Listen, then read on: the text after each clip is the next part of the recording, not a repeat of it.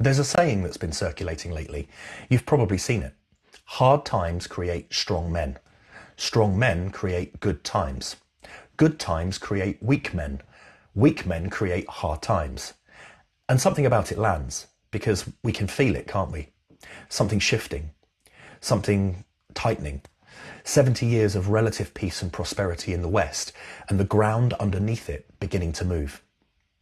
I've been sitting with this for a few days, because there's something true in it, and something deeply troubling in it.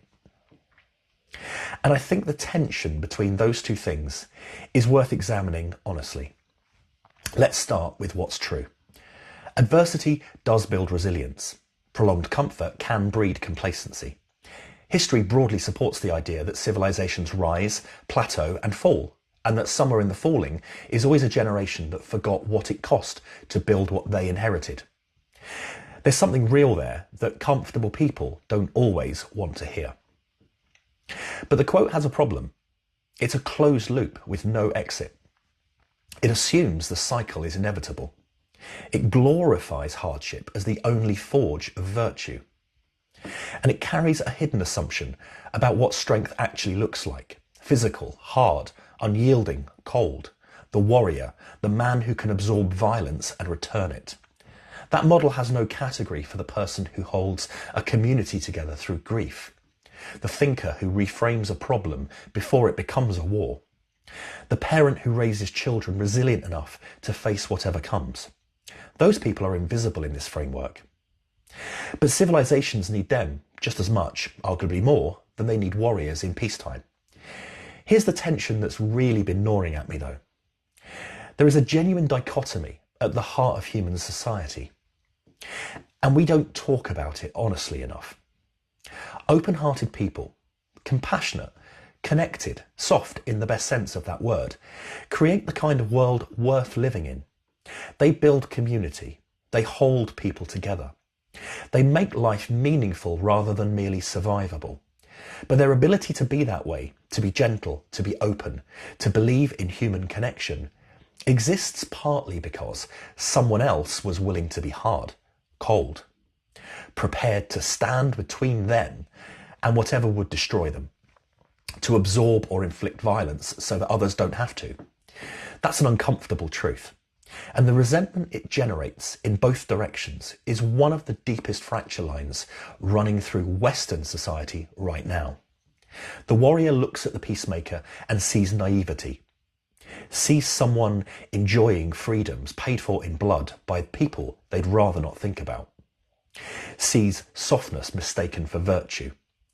The peacemaker looks at the warrior and sees someone who has become what they were supposed to be fighting against, sees coldness mistaken for strength, sees a cure that might be worse than the disease. And both of them are partially right, which is what makes it so hard. I've been thinking about this through a Taoist lens. And what strikes me is that the Tao Te Ching doesn't glorify either side. It doesn't celebrate the warrior unconditionally. It doesn't romanticize softness either. It says something more subtle and more difficult. It says, be like water. Water is the softest thing in the world. It yields to everything. It flows around obstacles rather than through them. And yet, water carved the Grand Canyon. Water erodes mountains. Given enough time, water overcomes everything that tries to contain it. The Tao isn't asking us to choose between hard and soft. It's pointing at something that contains both and transcends the resentment between them.